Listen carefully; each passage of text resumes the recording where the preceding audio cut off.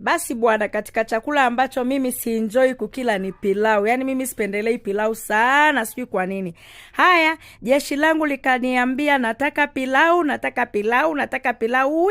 Haya, nikabidi sasa nianze kuwapikia pilau kama hivyo jamani. Sijui wewe mwenzangu unatumia dakika ngapi kupika pilau? Mimi ninatumia dakika 45 tu. Kila kitu kinakuwa tayari, watu wako mezani wanakula. Nikaandaa sasa hapo mwenyewe viungo vyangu tayari.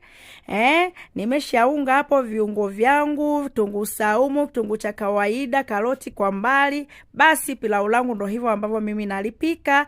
Huku ninaandaa zangu kachumbari, na kuambia nimesimamiwa kooni. Wanaangalia hatua kwa hatua. Hapo ninakatakata mwenyewe kachumbari yangu. Kama hivyo pembeni kuna kimaji changu cha kuchambia ko kama kawaida. Haya, nikaendelea zangu kukatakata hapo viungo. Pilau lenyewe kule tayari nishafunikia. Yani mambo ni balu chap chap chap chap chap, hamna kupoteza muda. Haya, nikaendelea kukatakata na kuambia mitango ile, mitunguu ile, minyanya ile, watajua wenyewe. Nikaekea vinega kwa mbali na kachumvi. Watu wanangojea pilau kwa hamu kwa hamu. Japo pilau yani kwa kweli linanukia. Pilau langu ni tamu, asikuambie mtu.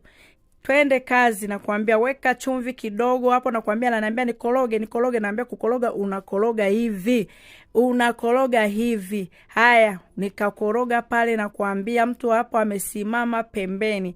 Pilau langu likawa liko tayari mwenyewe pale, nikaenda kuligeuza mwenyewe niangalie kama limeiva, na kuambia imechambuka ni hatari na nusu. Nikaanza kwanza kuonja nione hivi kweli hapa iko sawa.